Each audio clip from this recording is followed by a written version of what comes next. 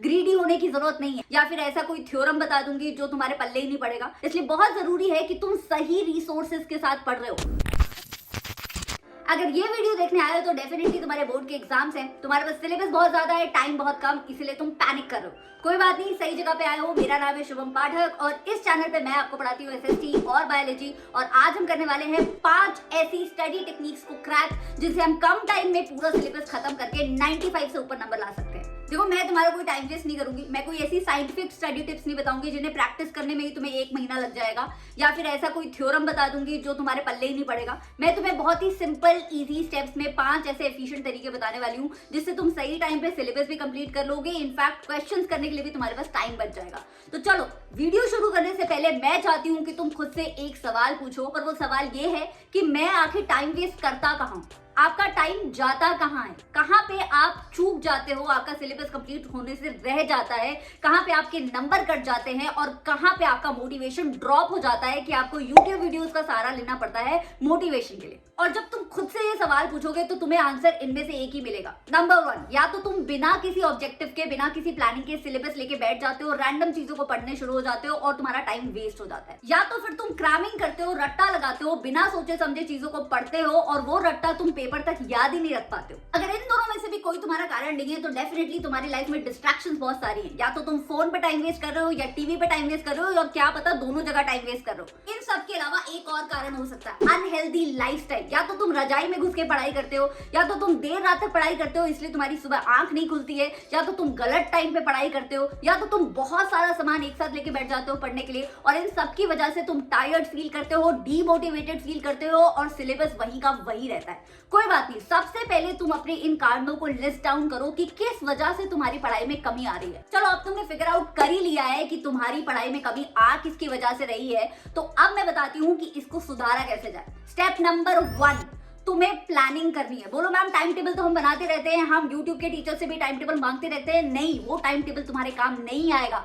Day 1 पे ये करना है, डे 2 पे ये करना है, इस मंथ में ये करना है, उस मंथ में ये करना है, ये सारी चीजें कोई भी फॉलो नहीं कर पाता। लाइफ हैपेंस, कोई ना कोई एक दिन होता है जब तुम बीमार पड़ जाओगे, कहीं जाना पड़ जाएगा, ट्यूशन का ज्यादा होमवर्क मिल जाएगा और वो टाइम टेबल तुम्हारा पीछे छूट जाएगा। ऐसी सिचुएशन में क्या करोगे? रोज नया नया टाइम टेबल बनाते रहोगे? नहीं, गलत। तुम्हें डेली स्केड्यूलिंग की हैबिट डालनी है। हर रात को सोने से पहले अगले दिन के ऑब्जेक्टिव्स, प्लानिंग तुम्हारे नोटेड डाउन होनी चाहिए। चाहो तो फोन पे नोट डाउन कर लो या पेन और पेपर पे नोट डाउन कर लो। डेली स्केड्यूलिंग से खुद को अकाउंटेबल रखो। तुम महीने भर के टाइम टेबल के चक्करों में मत पड़ो, और ये यूट्यूब टीचर्स के मेल बॉक्स जो भर देते हो कि मैम टाइम टेबल दे दो, स्ट्रैटेजी दे दो, ये तो पहले बंद कर दो। स्टेप नंबर 2, ऐसे रिसोर्सेज को इकट्ठा करो जो तुम्हारे इस लास्ट लेग ऑफ रिवीजन में तुम्हारी मदद करने वाले हैं। देखो, साल की स्टार्टिंग में हम तुम्हें नोट्स बनाने को बोलते हैं, हम तुम्हें पूरी एनसीईआरटी रीड करने को बोलते हैं, हम तुम्हें क्वेश्चंस लगाने को बोलते हैं, लेकिन साल के अंत में वो स्ट्रैटेजी हम चेंज करने को बोलते हैं और तुम्हें बोलते हैं कि सैंपल पेपर ज्यादा रिवाइज करो। क्यों?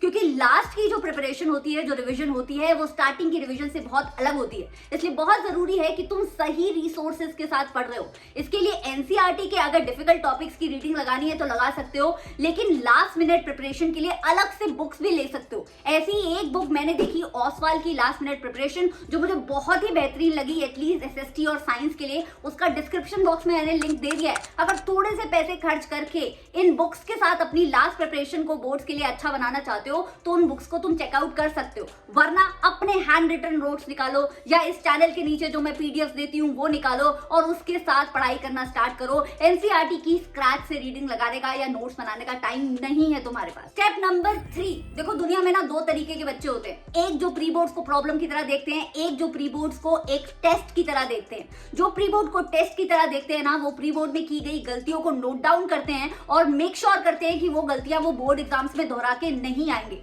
तुम्हें कैटेगरी नंबर 2 में आना है। तो आज तक जितने एग्जाम्स दिए हैं, स्कूल में यूनिट टेस्ट दिए हैं, हाफ ईयरली दिए हैं, टेस्ट पेपर्स दिए हैं, उन सारी गलतियों को कलेक्ट करो, अपने चैप्टर वाइज वीक टॉपिक्स की लिस्ट बनाओ और उस लिस्ट में से रोज 1 या 2 टॉपिक्स को कंप्लीट करो। एक चैप्टर अगर कंप्लीट हो गया है तुम्हारा, रिवाइज भी हो गया है, तो देखो क्या उसके वीक टॉपिक्स भी तुमने कर लिए हैं या वीक टॉपिक्स अभी भी तुम्हारे लिए वीक पड़े हैं, राइट? सही प्रिपरेशन वही होती है जिसमें तुम्हारे लिए किसी भी चैप्टर में कोई वीक या कोई डिफिकल्ट टॉपिक बचे ही ना। और इसके बाद जाओ तुम स्टेप नंबर 4 पे। स्टेप नंबर 4 बहुत इजी है, तुम्हें लालच नहीं करना है। यूट्यूब पे कोई टीचर पसंद आ गया है, कोई कंपनी पसंद आ गई है, उसकी वीडियोस देखते रहते हो, मोटिवेशनल वीडियोस ढूंढते रहते हो, ये सब तुम्हें करना है बंद। अगर एक वीक टॉपिक पढ़ने के बाद भी समझ नहीं आ रहा है तो वो वाला वीक टॉपिक का वीडियो निकालो और सिर्फ उतना ही पढ़ाई करो। ग्रीडी होने की जरूरत नहीं है, एक टीचर की सारी वीडियोस देखने की जरूरत नहीं है। जो तुम्हें काम में आने वाला है सिर्फ वही देखो और वही पढ़ो, बाकी जगह टाइम वेस्ट करने की जरूरत नहीं है। इनफैक्ट मैं ये भी बोलूंगी, जब वो डिफिकल्ट टॉपिक भी तुम यूट्यूब वीडियो से पढ़ रहे हो तो उसकी स्पीड भी 1.25x पे लगा के रखो, ताकि तुम्हारा टाइम कम से कम कंज्यूम हो और तुम्हारी प्रिपरेशन एफिशिएंटली हो। और ये सारे के सारे स्टेप फॉलो करने के बाद भी अगर तुम्हें लग रहा है कि प्रिपरेशन में कोई कमी आ गई है तो स्टेप नंबर 5 तुम्हारी वो कमी को पूरा कर देगा। स्टेप नंबर 5 बहुत सिंपल है, खुद को टास्क देना शुरू करो। देखो, बचपन से स्कूल में टेस्ट दे के तुम्हारा ब्रेन ट्रेन हो चुका है एक कम टाइम में किसी सिलेबस को पढ़ के उसमें अच्छे मार्क्स लाने के लिए। इसे तुम्हें अपना एडवांटेज बनाना है। जब भी तुम पढ़ने बैठते हो, कोई एक छोटा सा न्यूमेरिकल सॉल्व करते हो या क्वेश्चन लगाने की कोशिश करते हो, खुद को टाइमर दो और कम से कम टाइम में करने की कोशिश करो। इससे तुम्हें बोर्ड एग्जाम का प्रेशर हैंडल करने की भी आदत हो जाएगी और तुम्हें पेपर टाइम पे कंप्लीट करने की भी हैबिट हो जाएगी। और जब भी कोई सवाल लगाते हो, चाहे वो थ्योरी का है चाहे वो न्यूमेरिकल है, हमेशा खुद से लगाया करो। ये इंटरनेट पे जाके वीडियोस देखने की जरूरत नहीं है या फिर ये बुक खोल के उसके आंसर से रेफरेंस लेने की जरूरत नहीं है। जब तक तुम खुद को बिना आंसर देखे कोई सम सॉल्व नहीं करोगे या क्वेश्चन आंसर नहीं करोगे, तब तक तुम्हारी असली प्रिपरेशन पूरी नहीं होगी। तो task yourself and these were my 5 secret tips for your board exams. I hope this video help you. अगर ये वीडियो थोड़ी सी भी अच्छी लगी हो तो लाइक बटन दबाना मत भूलना और कमेंट्स में ऐसी कोई और एफिशिएंट स्टडी ट्रिक तुम जानते हो जो तुम्हारे बाकी दोस्तों के काम आएगी तो वो भी जरूर बताना। मैं तुम्हें अगली बार मिलूंगी। एसएसटी और बायोलॉजी के लेक्चर्स इस चैनल पे सारे अवेलेबल है, उन्हें देखना भी मत भूलना। Bye bye and all the best for your exams.